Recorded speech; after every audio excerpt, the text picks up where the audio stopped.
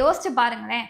ஒரு கட்சிய பொறுத்தவரை, அந்த கட்சியில என்னென்ன பிரச்சனை இருக்கு? கூட்டணிக்குள்ள என்னென்ன பிரச்சனை இருக்கு? யாரு முதலமைச்சர் வேட்பாளரா இருப்பா? 2026 சட்டமன்ற தேர்தல்ல யார் அதிக வாக்குகள வாங்குவா? அப்படின்ற சந்தேகங்களும், கேள்விகளும் அதிகமா வந்துட்டே இருக்கும். ஆனா, பாமகவ பொறுத்தவரை, அப்பா பையனோட சண்டை மட்டும் தாங்க நியூஸாவே வருது. இவர் ஒரு பக்கம் போயிட்டு இருக்காரு, இவர் ஒரு பக்கம் போயிட்டு இருக்காரு. இப்ப கூட பார்த்தீங்க அப்படின்னா, அன்புமணி அவர்களுடைய பேருக்கு பின்னாடி ராம்தாஸ் அப்படின்ற பேர் வரக்கூடாது அப்படின்றதுக்காக, அன்புமணி ஆர் அப்படின்னு தான் என்னை கூப்பிடணும் அப்படின்னு சொல்லிட்டு அவர் சொல்லியிருக்காரு. அது மட்டும் இல்லாம ராம்தாஸ் அவர்கள் கூட்டுற பொதுக்குழுக்கு அன்புமணி போட்டோவே இருக்கக்கூடாது அப்படின்னு சொல்லிட்டு இப்ப வர பொதுக்கூட்டத்தில் எல்லாத்துலயுமே அன்புமணி போட்டோவை நீக்கிட்டு இருக்காங்க.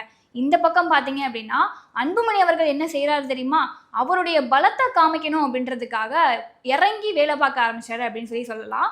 ஜூலை 20ஆம் தேதி ஒரு போராட்டம் நடத்த போறதா ஒரு அறிவிப்பை வெளியிட்டு இருக்காரு. அது எதற்காக அப்படின்னா 10.5% இடஒதுக்கீட்டுக்காக நாங்க போராட போறோம், மக்கள் எல்லாரையுமே திரட்ட போறோம் அப்படின்னு சொல்லிட்டு வீடு வீடா போயிட்டு நோட்டீஸ் கொடுத்துட்டு இருக்காரு.